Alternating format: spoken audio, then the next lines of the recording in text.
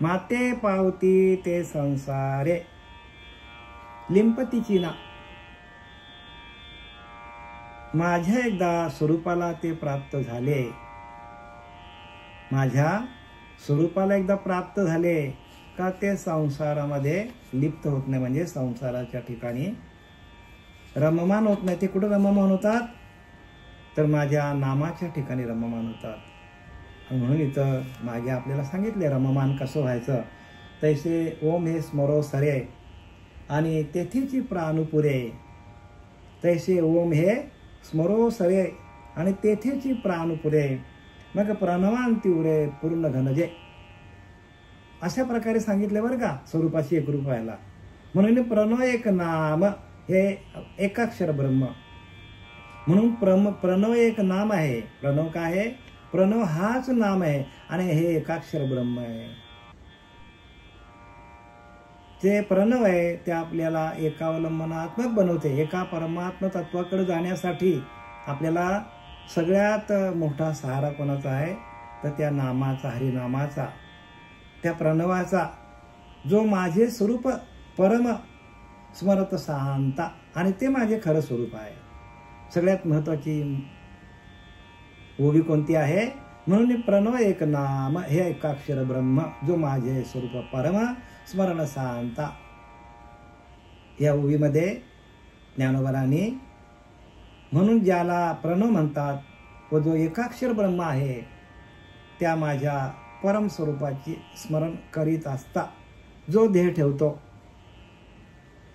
त्या ओंकार तत्वाचं स्मरण करता करता जो ध्येय ठेवतो तो माझ्या परम प्राप्तीला प्राप्त होतो, माझ्या परमगतीला प्राप्त होतो, माझ्या स्वरूपाला प्राप्त होतो. हे सगळ्या खुबे आहेत बरं का. ह्या सगळ्या ज्या आहेत ना, ह्या ज्ञानोबरांनी खुणा सांगितल्यात आणि त्या खुणांच्या माध्यमातून आपल्याला जावं लागेल. तसं आपण भवसागरामध्ये अडकलोय प्रत्येक जण. जसा एखादा माणूस समुद्राच्या मध्ये गेला त्याला कोणतीच दिशा दिसत नाही, दिशाहीन होऊन जाते नौका. एखाद्या आपण नौकेत बसलो समुद्रामध्ये, अथांग समुद्र आहे हो, कोणत्या दिशेला आपण आहोत हे काहीच कळत नाही त्या नावाडी लोकांना. मग ते काय करतात तर ते होका यंत्र बघतात. उत्तर दिशा दाखवणारा होका यंत्र त्यांच्या जोडीला असतो आणि म्हणून ते उत्तर दिशा बघून बरोबर ते त्याप्रमाणे कुठल्या दिशेला जायचं, पूर्वेला जायचं, पश्चिमेला जायचं, दक्षिणेला जायचं, उत्तर दिशा तर दाखवतच. तसं आपल्याला दिशा दाखवणारी जी ज्ञानेश्वरी आहे दिशा आपल्याला दाखवते. ज्ञानेश्वरी वाचली नाही जर आपण तर आपल्याला दिशा दिसणार नाही आणि आपल्याला दिशा जर दाखवणारा सद्गुरू आपल्याला मिळाला नाही तर आपली दशाच होणार हो. जीवनाला येऊन आपली दशा होणार आणि ती पण अशी दशा नाही बरं का 84 लक्ष योनी खाऊ आहे का. प्रत्येक योनीमध्ये एका योनी कोटी कोटी फेरा अशी अवस्था आहे आणि याचं प्रत्येकाला दुःख व्हायला पाहिजे. कारण जन्म मरणाच्या चक्रातून निघण्यासाठी ज्ञान आहे आणि म्हणून हे सगळं दाखवले. याच्यामध्ये इंद्रलोक दाखवले, ब्रह्मलोक दाखवले. सगळे कसे आहेत ते सगळे मरते लोक आहेत, सगळे नाशिवंत लोक आहेत सगळे. सप्तलोक दाखवले, भूलोक दाखवलाय, मृत्यूलोक, भूलोक, वरलोक, स्वरलोक, महरलोक, जनलोक, तपलोक आणि सत्यलोक हे सगळे दिसतात ना आपल्याला दाखवले त्याच्यामध्ये. पण हे सगळं कसं आहे, सगळ्यांचा नाश होणार आहे आणि मग नाश कोणाचा होत नाही ते परब्रह्म तत्व आहे आणि त्या तत्वाचं कधीच नाश होत नाही. ते तत्व कसं आहे सगळीकडे ओतप्रोत भरलेलं तत्व आहे आणि त्या तत्वाची ओळख देणारे श्री गुरु ह्या मृत्यू लोकामध्ये येतात. जगाच्या कल्याणा संतांच्या विभूती देह कष्टविती परोपकारी हो असे संत येतात. आपल्या डोक्यावर हात ठेवून आपल्याला हात ठेविला मस्तकी आणि प्रसाद देऊन केले सुखी. प्रसाद देतात आपल्याला त्या हरिनामाचा. मंत्र बीज हरी आहे. ते हरी 2 अक्षर आहे आणि या 2 अक्षरातून आपल्याला मोक्षाकडे जातात. ह्याच देहात बरं का. पुढच्या देहामध्ये आपण कुठे असू, कुठल्या देहामध्ये कोणी कोणाला सांगू शकत नाही. म्हणून प्रणव एक नाम एकाक्षर ब्रह्म जो माझे स्वरूप परम स्मरत सांता या परी तेजी देहाते. अशा प्रकारे जर देह ठेवला ते त्रिशुद्धी पावे माते. ते निश्चितच माझ्या स्वरूपाला येऊन पोचतात. ज्ञानोबा काय सांगतात बघा ना. महाविष्णूचा अवतार सखा माझा ज्ञानेश्वर विष्णू अवतार आहेत आणि त्या अवतारी विष्णू अवतार घेऊन आले. महाविष्णूचा अवतार घेऊन आले प्रत्यक्ष जड जीवांना तारण्यासाठी. त्या माझ्या जया पावणे या पर्वते अनेक पावणे नाही. तेथे गेल्यानंतर मग काय सांगितलंय, माझ्या प्राप्तीशिवाय दुसरी श्रेष्ठ गतीच नाही हो. अनेक पावणे नाही. तिथे एकदा गेलं की तुम्हाला कुठल्याच गतीला जायची गरज नाही. कारण त्याला माझ्या प्राप्तीशिवाय दुसरी श्रेष्ठ गतीच नाही. आणि म्हणून तुकोबाराय म्हटले, देव पाहाव्याशी गेलो आणि देवच होऊ नये अशी अवस्था आहे हो. पण ही अवस्था करण्यासाठी रोजचं तुम्हाला वाचन पाहिजे, श्रवण पाहिजे, मनन पाहिजे, निधध्यास पाहिजे. या सगळ्या गोष्टी पाहिजे बरं का. एरवी जगदाकाराचे ना तरी चेविल्यानंतर न बुडीजे स्वप्नीचे ने महापुरे. ते माते पावले ते संसारे लिंपतीची ना. मला एकदा येऊन भेटले तर मग संसारामध्ये परत माघारी येत नाही. ज्ञान आपला तुकोबाराय सांगतात परत माघारी येत नाही.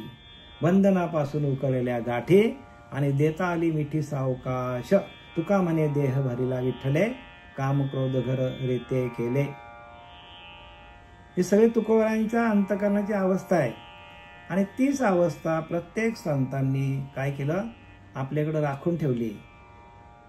आणि ते वैभव आणि त्या वैभवातून ते श्रीमंत राहिले आणि ती श्रीमंती त्यांना मिळाली. त्यामुळं त्या श्रीमंतीच्या मार्फत त्या श्रीमंतीच्या द्वारे नामाच्या श्रीमंतीच्या द्वारे ते भगवंताशी एकरूप झाले आणि जन्म मरणाच्या चक्रातून सुटून देवरूप झाले. एरवी जगदाकारांचे सिरे जे चिरस्थायीचे धुरे ब्रह्मभवन ना गा चवरे लोका चळाचे. एकदा एरवी 14 भुवनांचे जे शिखर जे सप्त चिरंजीवांचे अग्रभागी असणारे व त्रैलोक रूप पर्वतांचे शिर जे ब्रह्मभुवन. जे गावीचा पहारू दिववरी. एका अमरेंद्राचे आयुष्य धरी विळवणी पांती उठी एक सरी 14 जणांची. या ब्रह्मलोकाचा एक प्रहर दिवसापर्यंत एका इंद्राचे आयुष्य टिकत नाही. व एका दिवसात एकदम 14 इंद्रांचा निकाल लागतो. काय सांगतात, ज्या ब्रह्मलोकाच्या एका प्रहर दिवसापर्यंत इंद्राचे आयुष्य टिकत नाही. ब्रह्मलोकाच्या एक प्रहर. आता इथं मी तुम्हाला मागच्या वेळेला सांगितलं, या सगळ्या ज्या आपल्या आकडेवारी आहे ती आकडेवारी आपल्या फक्त माहितीसाठी पाहिजे बरं का. आपल्याला या आकडेवारीपर्यंत त्याचा अभ्यास जास्त करण्याची गरज नाही. कारण इथं काय त्यांनी सांगितलं आहे की कलियुग 4,32,000 आहे आयुष्य कलियुगाचा. आणि कलियुगाच्या दुप्पट आयुष्य द्वापार युगाचं आहे 8,64,000. कलियुगाच्या तिप्पट आयुष्य त्रेतायुगाचं होऊन गेलं आणि ते 12,96,000 आणि कलियुगाच्या 4 पट कृतायुगाचं आयुष्य आहे म्हणजे 17,28,000. असं टोटल 4,32,000 43,32,000 किती 43,32,000 चारही युगांचं आयुष्य आहे. कृता, त्रेता, द्वापार आणि कली. असं 43 हॅलो 43 काय न 43,32,000. हा इथं दाखवले का 8,32,000, 8,64,000, 43,32,000 एवढं आयुष्य आहे 4 युगांचं. अशी 4 युग जेव्हा 1000 वेळा येतात तेव्हा ब्रह्माचा 1 दिवस आहे. इथं दिले याच्यामध्ये ज्ञान. कशामध्ये आपल्याला दासबोधामध्ये त्याचं आयुष्य पूर्ण लिहिले याच्यामध्ये. ब्रह्मनिरूपण नाम त्याच्यामध्ये सगळं दिलंय, डिटेलमध्ये दिलंय संत रामदासांनी. आणि असे ब्रह्म 1000 वेळा येतील तेव्हा विष्णूचा एक घटिका सांगितले. असे विष्णू 1000 वेळा येतील तेव्हा ईश्वराचा 1 पल. असे ईश्वर 1000 वेळा येतील तेव्हा शक्तीचे अर्धा पळ. ऐशी संख्या बोलली सकळ शास्त्रांतरी. अशी शास्त्रामध्ये संख्या, या युगांची संख्या सांगितली. म्हणजे थोडक्यात काय सांगायचं की हे ब्रह्म जे आहे या ब्रह्माचा कधीही ऱ्हास होत नाही, कधीही नाश होत नाही. आणि म्हणून अक्षर ब्रह्म नाव काय दिलं त्याला? ब्रह्माक्षर निर्देश योग. म्हणजे ब्रह्माक्षराला आपण जाऊन भेटणं, ब्रह्माक्षराची आपल्याला प्राप्ती करून घेणं. योग म्हणजे काय? योग म्हणजे जोडणे. अशा त्या ब्रह्माक्षराशी आपण एकरूप होऊन आपल्याला स्वतःला या संतांनी सांगितलेल्या वाङ्मयाचा अभ्यास करून त्याच्यामध्ये आपल्याला स्वतःला विलीन होता यायला पाहिजे. कारण जर आपल्याला त्याच्यामध्ये जिथून आपण आलोय तिथं आपण जर परत पोहोचलो नाही तर आपल्याला परत 84 लक्ष योनीमध्ये फिरावं लागेल. आणि मनुष्य देहाचा सगळ्यात मोठा उद्दिष्ट का असेल मनुष्य देहाचा? तर इथं आपल्याला आद्य शंकराचार्य सांगतात, पुनरुपी जननम पुनरुपी मरणम पुनरुपी जननम जननी जठरी शयनम ये संसारे बहुदुस्तारे कृपा पारे पाही मुरारे. काय सांगतात? यह संसारे बहुदुस्तारे कृपया पारे पाहे मुरारे. पुनरुपी जननम पुनरुपी मरणम पुनरुपी जननी जठरी शयनम. म्हणजे आपल्याला परत जन्माला यावं लागतं.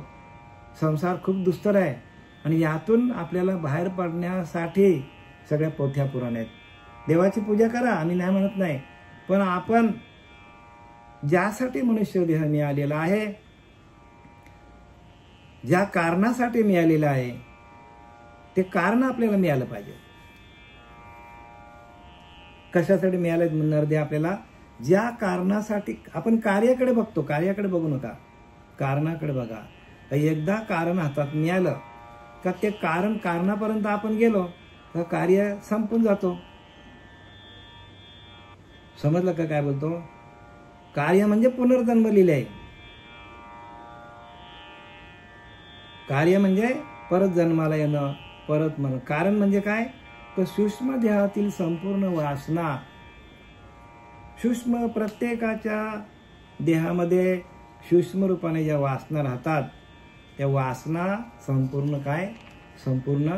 वासना जळून जाणे हो. कारण जन्म घेणे लागे वासनेच्या संगे आणि तेचे अंगी झाले हरिरूप. ती वासनाच कशी व्हायला पाहिजे? हरिरूप व्हायला पाहिजे. आणि त्या हरिरूप होण्यासाठी ज्ञानोबाराने ज्ञानेश्वरी लिहिलेली आहे. हा अक्षर ब्रह्म जो आहे तो अध्याय त्यासाठी लिहिलेला आहे की वासना ती समोर खणून काढावी. कारण सगळं आपल्याला आपलं सूत्र जे आहे ते सूत्र कुठे येतो? जीवनाचं जन्ममरणाच्या फेऱ्यावरती येतं. आणि ते जन्ममरणाचा फेरा चुकवण्याची जी आपल्याला संधी मिळालेली आहे, मनुष्यदेह, जो मनुष्यदेह मिळालेला, मनुष्यदेहाचे ज्ञाने सच्चिदानंद पदवी घेणे एवढा अधिकार नारायणे कृपालोकांनी दिला असे. आपल्याला दिला अधिकार, पण त्या अधिकारासाठी आपल्याला अधिकारासारखे घेणे, परंतु अभिमान त्यागणे उत्तम. पण आपल्याला अभिमान आहे. आपल्याला अभिमान असल्यामुळे आपल्याला तिथपर्यंत पोहोचता येत नाही. मला सगळं येतो, मी एवढं 4 वेळ शास्त्र 18 पुराण वाचल्यात, किंवा माझा गुरु श्रेष्ठ आहे, मी एवढा अभ्यास करतो, एवढी साधना करतो, असा माणसाला, प्रत्येकाला माझे एवढे शिष्य आहेत, हा सगळा अहंकार आहे माणसाला. आणि या अहंकारामुळे काय होतं? माणूस इथे मधल्यामध्ये अडकला जातो. म्हणजे इथं काय लिहिलंय, एरवी जगदाकाराचे जे गावीचा पहारू दिववरी, एका अमरेंद्राचे आयुष्य न धरी, विळोणी पांती उठी एक सरी 14 जणांची. ज्या ब्रह्मलोकाच्या एक प्रहर दिवसापर्यंत एका इंद्राचे आयुष्य टिकत नाही व एका दिवसात एकदम 14 इंद्रियांची निकाल लागतो. एका दिवसात एकदम 14 इंद्रांचा निकाल लागतो. म्हणजे थोडक्यात काय सांगायचं त्यांना, की जे जे आपल्याला सगळं दिसतं हे सगळं याचा नाश होणार आहे. इंद्रलोक असो काय किंवा ब्रह्मलोक असो या मृत्यूलोक असो, या सगळ्यांचाच नाश होणार आहे. आणि म्हणून आपल्याला सावध केलंय ज्ञानोबरांनी. आणि त्यासाठी हा अक्षर ब्रह्म किंवा ब्रह्माक्षर योग घडून आणले आहे. त्या प्रणवाशी, त्या ब्रह्माक्षराशी आपण कसं एकरूप व्हायचं आणि आपला मनोलय कसा करायचा, आपल्या वासना कशा समोर खणून काढायच्या, याच्यासाठी दिलेली आपल्याला सूचना इंटिमेशन आहे. आणि हे इंटिमेशन आपण जर पाळलं आणि आपण जर सावध झालो,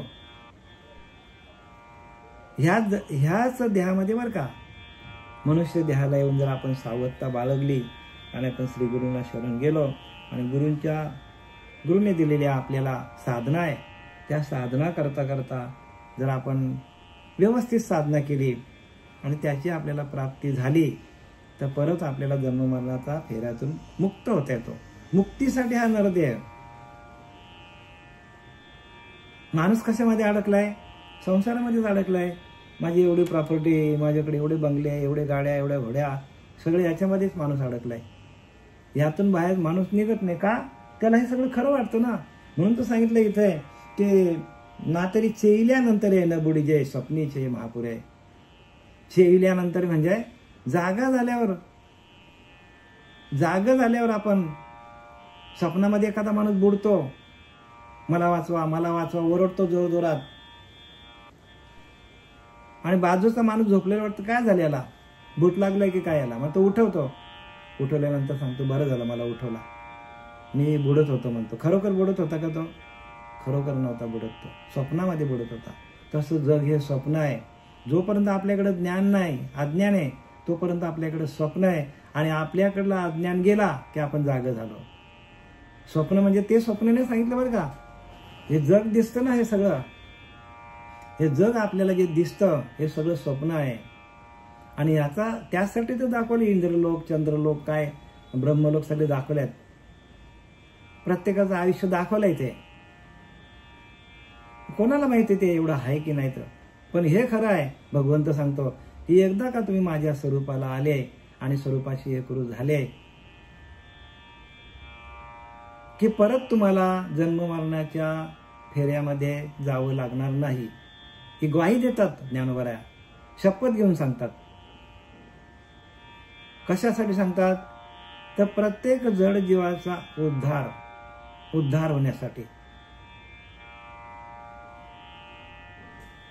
म्हणून संताविना प्राप्ती नाही, ऐसे वेद देत असे ग्वाही. संतांकडूनच आपल्याला ही प्राप्ती होणार आहे. प्राप्ती म्हणजे काय? प्राप्ती म्हणजे जन्म मरणाचा फेरा चुकवणे. प्राप्ती म्हणजे काय असं मोठं वैभव नाही सांगितलं. आता आपल्याला या ज्ञानेश्वरी मधील ब्रह्माक्षर निर्देश योग याच्यातील श्लोक क्रमांक 17वर आपल्याला विवरण द्यायचं आपल्याला. आणि तो विवरण ज्ञानोबा काय सांगतात आपण बघूया. दिवस व रात्र यांना जाणणारे ते प्रसिद्ध जण, जो ब्रह्मदेवाचा दिवस तो 1 सहस्त्रयुगांनी संपणारा व रात्र सहस्त्रयुगांनी संपणारी आहे असे जाणतात. काय? दिवस व रात्र यांना जाणणारे जे प्रसिद्ध जण. दिवस आणि रात्र आपण दुसरं काय जाणतो? सर्वसामान्य माणसं दिवस आणि रात्र एवढंच जाणतात. त्याच्या पुढे काय जाणतात का? जो ब्रह्मदेवाचा दिवस तो 1 सहस्त्रयुगांनी संपणारा. पण ब्रह्मदेवाला आयुष्य किती बघा, सहस्त्र म्हणजे 1000 वेळा. आता मी तुम्हाला सांगितलं नाही काय, 1000 वेळेला जेव्हा ही 4 युग जातील, म्हणजे 32,20,000 एवढी वर्ष एका युगाची, अशी 4 युग ज्या वेळेला 1000 वेळेला जातील तेव्हा ब्रह्मदेवाचा एक दिवस सांगितला. म्हणजे ते किती स्थिर झालं बघा ते. म्हणजे परब्रह्माची स्थिती कधीही ढळत नाही, लक्षात घ्या. अशी अनंत शक्ती होती जाते, शक्ती येते परब्रह्माची, अनंत रचना होती जाते, परी अखंड खंडेना स्थिती परब्रह्माची. हे सांगायचं ज्ञानोबरायांना. नाथ बाबा आपल्याला रामदास स्वामी हेच सांगतात, ऐशी संख्या बोलिली शास्त्री. शास्त्रामध्ये अशी संख्या सांगितली. कशासाठी?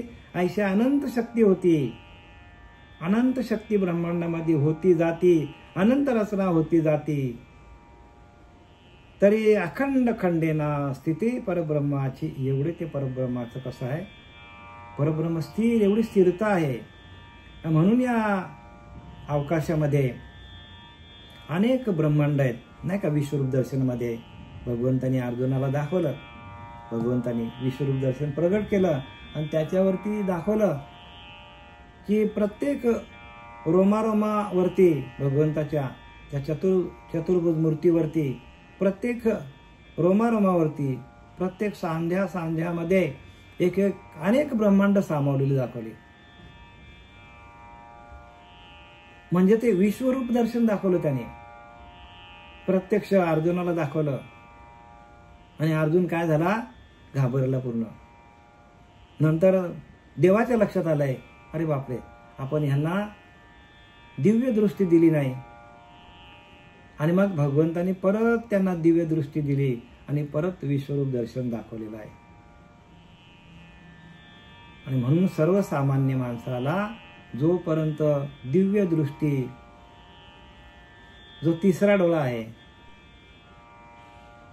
तो जोपर्यंत उघडत नाही, ती ज्ञानचक्षु आहे. कसा आहे तो? ते ज्ञानचक्षु आहे. आणि ते ज्ञानचक्षु उघडण्याचं सामर्थ्य श्री गुरूंकडे असतं.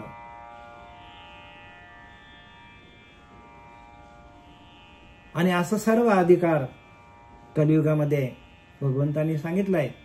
तुका म्हणे किल्ली संता हाती दिली, संतांच्या हातात दिलेली आहे. पण ते संत तसे आपल्याला भेटले पाहिजे, संतांचं सानिध्य भेटलं पाहिजे, संतांच्या संगतीमध्ये राहिलं पाहिजे आपण. कारण संतांच्या संगतीमध्ये गेल्यानंतर जेवढं माणूस शांत होईल, जेवढी शांती तुमच्या आतमध्ये प्रगट होईल, तेवढं ज्ञान तुम्हाला शोधत येईल. तेवढं तुम्ही प्रपंचापासून लांब जाल. आणि जेवढं आपण चंचल वागू, जेवढं आपल्याकडे चंचलता येईल, तेवढं आपण प्रपंचामध्ये अडकून जाऊ. मग प्रपंच करायचा नाही का? उत्तम प्रकारे करायचा. पण प्रपंच करता करता आपल्याला त्या परब्रह्म तत्वाशी एकरूप होण्याची जी प्रक्रिया आहे, जी क्रिया आहे, जी प्रक्रिया आहे, ती प्रक्रिया संतांकडे आहे. आणि ते संत आहेत.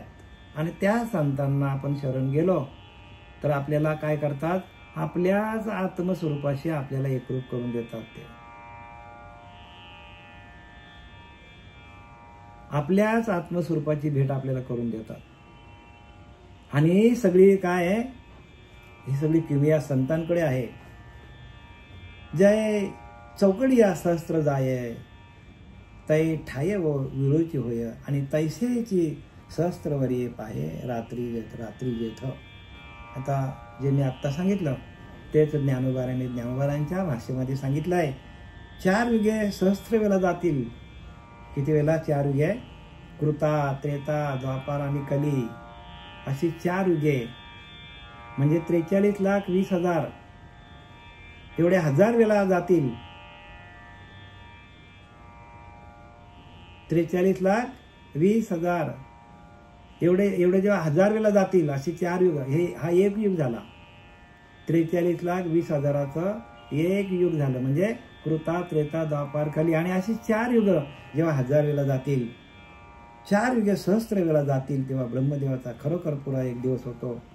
तेव्हा ब्रह्मदेवाचा एक दिवस म्हणजे ब्रह्मदेवाला कोट्यावधी वर्ष आयुष्य, कोट्यावधी.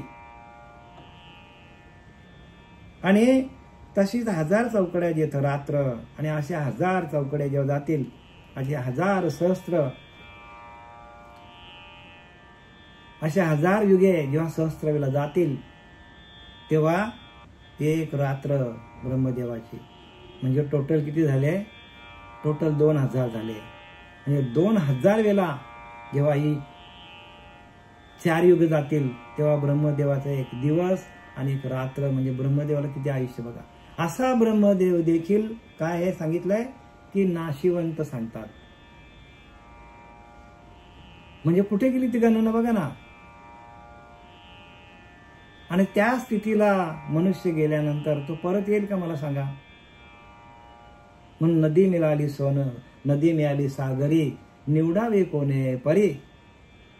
नदी एकदा सागराला मिळाली, ती सागरमय झाली, कधी परत मागे वळून बघू पण शकत नाही नदी. व एकदा समुद्रमय झाली, तसा एकदा माणूस जो ब्रह्मी मिळाला, तो पुनरुपी संसारी नाही आला, परत संसारामध्ये यायला त्याला, कारण तो व्यापक होतो.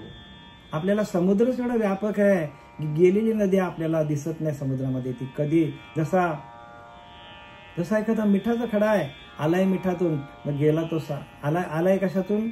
आलाय तो समुद्रातून, मिठाचा खडा. पण परत समुद्रात गेल्यावर आपल्याला तो समुद्रमय होतो, तो परत भेटणारच नाही आपल्याला. तसा आपण ज्या ओंकार तत्वातून, ज्या प्रणव तत्वातून आपण आलोय, त्या प्रणवामध्ये आपण गेलो, चिदानंद झालो, चितघन झालो आपण, तर आपल्याला परत जन्माला येणं नाही. तैसे ओम हे स्मरे स्मरो, आणि तेथे प्रणव तेथी, आणि तेथीचे प्राणपुरी. काय लिहिले? तैसे ओम हे स्मरो सरे, आणि तेथेची प्राणपुरे. ओंकार तत्वामध्ये गेल्यानंतर तेथेची प्राणपुरे, आणि मग प्रणवांती उरे पूर्ण घन. जे पूर्ण घन म्हणजे आपण त्या ओंकार तत्वाच्या पलीकडे असलेलं जे परब्रह्म आहे, परब्रह्मनाद आहे, ब्रह्मानंद आहे, त्या ब्रह्मानंदामध्ये गेल्यानंतर एकदा का आनंदामध्ये गेला ब्रह्मानंद, म्हणजे माणूस कशाला दुःखाच्या खाईत येलो. कारण जन्म हे दुःख मूळ सांगितलंय. म्हणजे जन्माला येणं आणि मरणं ही सारखी या सृष्टीमध्ये, सृष्टीची रचना जी आहे ती सारखी चालू आहे. हो, जन्माला येणं आणि मरणं, जन्माला येणं उपजे म्हणजे उत्पत्ती स्थिती आणि लय, उत्पत्ती स्थिती आणि लय हे सारखं चालू आहे सृष्टीमध्ये. आणि म्हणून याला मृत्यूलोक म्हणतात. काय म्हणतात? मृत्यूलोक. याला काय म्हणतात? मृत्यूलोक. प्रत्येक वस्तू ही काय आहे तर ही प्रत्येक क्षणाला बदलणारी आहे. प्रत्येक वस्तू प्रत्येक क्षणाला बदलणारी आहे, आणि एवढ्या झटपट बदलते ते त्या परब्रह्मालाच माहिती नाही. जसे झाडाला, चिंचेच्या झाडाला किती पानं आहेत ते चिंचेच्या झाडालाच माहित नाही, आणि एक पान दुसऱ्या पानासारखं नाहीये. समुद्राला माहित नाही समुद्राच्या लाटा किती आहेत, एक लाट दुसऱ्या लाटीसारखी नाही आहेत. तसं परब्रह्माला काहीच माहित नाही. आपण आलो काय ना गेलो काय, त्याचा काय ठावच पत्ता लागत ना आपला. आपला पत्ता, आता पत्ता कुठेच नाहीये. आणि आपल्याला आपला आत्ता पत्ता शोधण्यासाठी ज्ञानोबारांनी सांगितलंय की पहावे आपणाशी आपण या नाव आत्मज्ञान, जेथे दृश्य प्रकृती सरे, पंचभूतिक ओसरे, समूल द्वैत निवारे या नाव ज्ञान. जेथे दृश्य प्रकृती सरे, पंचभूतिक ओसरे म्हणजे 5 भूतांच्या देहाचा पूर्ण विसर पडेल. समूल द्वैत निवारे म्हणजे 2 भाव निघून जाऊन आपण एकच होऊन जाऊ परब्रह्म तत्वाशी, त्या ओंकार तत्वाशी एकरूप होणं.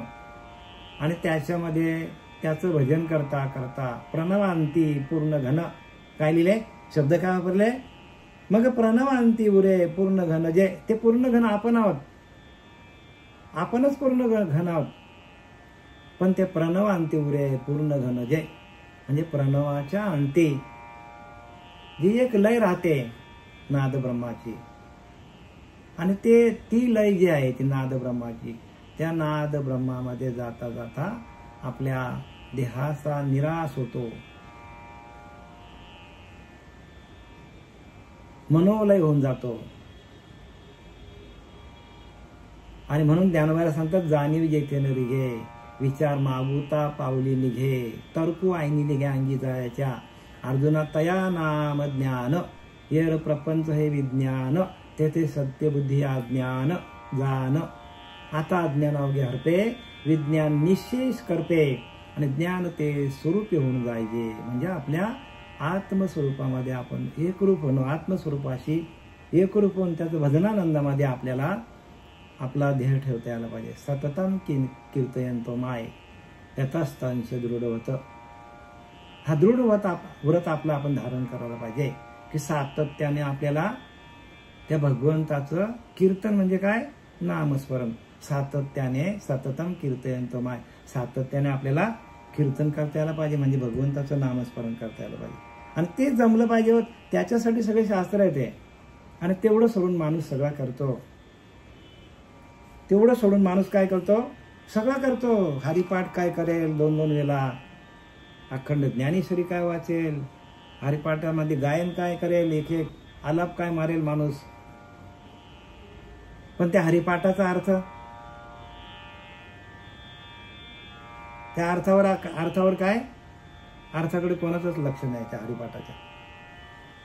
म्हणून अर्थ पाहिल तो, नाही तर सगळं निरर्थक हो.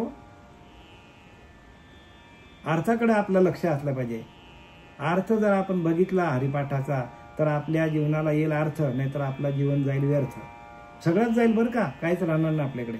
आणि म्हणून प्रत्येकाने काय करा, जे काय आपल्याला हे ज्ञानोबारांनी ज्ञानेश्वरीमध्ये सांगितलेलं आहे त्याच्याकडं लक्ष द्या व्यवस्थित जरा.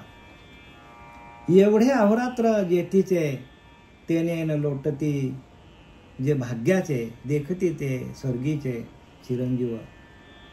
एवढा दिवस व रात्र जेथे आहे तेथे जे भाग्यवान पुरुष आहेत ते मरत नाहीत, व त्या दिवस रात्री पाहतात ते स्वर्गलोकांचे चिरंजीव होत.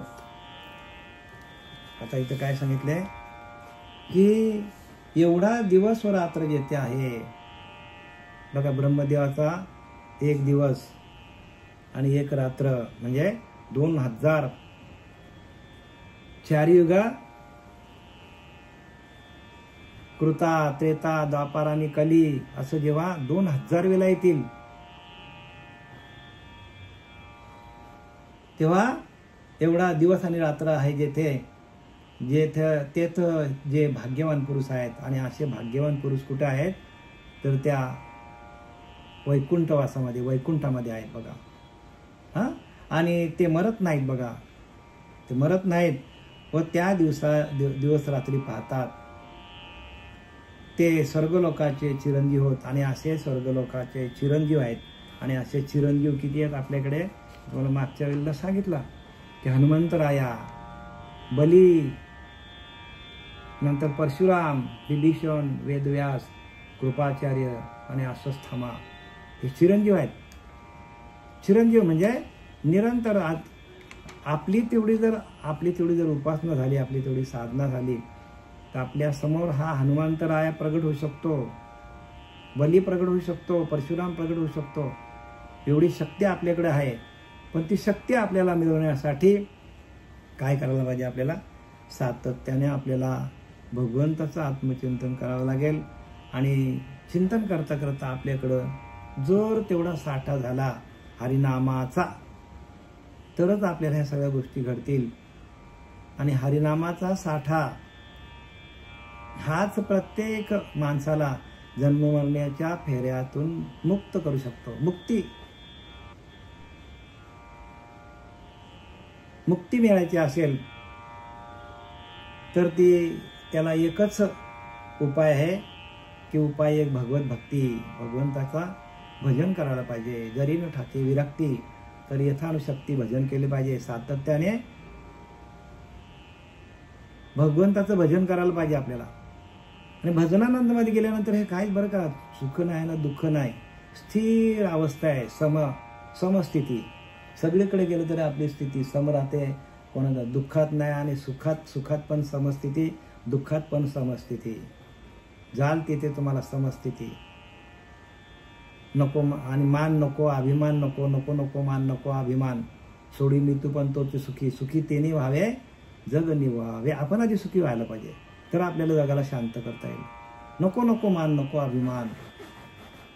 सोडी मृत्यू पण तोची सुखी, सुखी तेने व्हावे जग निव्हावे. अज्ञानी लावावे सन्मार्गाशी. अज्ञानी लोकांना सन्मार्गाला लावण्याचं काम कोण करतात? ते संत करतात. आणि असे संत आपल्याला येरा सुरगणांची नवाई विशेष सांगावी येथ काही. मुद्दल इंद्राची चीची दशा पायी जे देहाचे 14. एरी जेथे मूळ इंद्राचीच दशाही आहे. एका दिवसात 14 इंद्र होतात. ते तर देवगणांची काय प्रतिष्ठा वर्णन करावी. बघा, सगळ्याच गोष्टीचा नाश होणार आहे. प्रत्येक गोष्टीचा नाश होणार आहे. जिथे इंद्राची अवस्था आहे, एका दिवसामध्ये 14 वेळा इंद्र काय येतात आणि जातात. एका दिवसामध्ये. एरवी जे मूळ इंद्राची दशा ही अशी आहे की एका दिवसात 14 इंद्र होतात एका दिवसामध्ये. अशी ती गणना केली. आपल्याला ह्या गणनेची आवश्यकता नाही बरं का. परत लक्षात घ्या. आपल्याला काय करायचं? आपल्या आत्मस्वरूपाशी एकरूप होऊन आपल्या त्या भजनानंदामध्ये जाऊन प्रत्येक साधकाला आपला देह कसा ठेवता येईल, भगवत स्वरूपाशी एकरूप कसा होता येईल, भगवंताला प्राप्त करून त्या भगवंताच्या प्राप्तीसाठी ही सगळी जी खटपट आहे ती भगवंताच्या प्राप्तीसाठी आहे. म्हणून याच देही याच डोळा भोगीन माझ्या मुक्तीचा सोहळा. मुक्त होण्यासाठी आपल्याला हे सगळे ज्ञानोबाने आपल्या ओव्या दिलेल्या आहेत. झालेली शिव आपले सच्चिदानंद सद्गुरू श्रीपाद बाबा रामदास बाबा, पांडुरंग देवेकर बाबा, नाना बाबा यांच्या चरणी समर्पित करीत आहे. कुंडलिकावर्दे हरी विठ्ठल श्री ज्ञानदेव तुकाराम पंढरीनाथ भगवान की जय. माऊली ज्ञानेश्वर महाराज की जय. जगद्गुरु जगद्वंदे तुकाराम महाराज की जय. शांती ब्रह्म एकनाथ महाराज की जय. सब संतन की जय. अवधूत चिंतन श्री गुरुदेव दत्त. अवधूत